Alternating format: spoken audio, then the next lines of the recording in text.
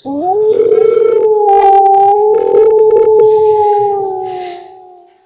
tabaraka wa ta'ala ya faɗa cikin littafin sa sarki na cewa mun ka ta muku ne nan ko ga ne ba alai wala alahu wa adalahu azab duk wanda ya sanu ne kan cici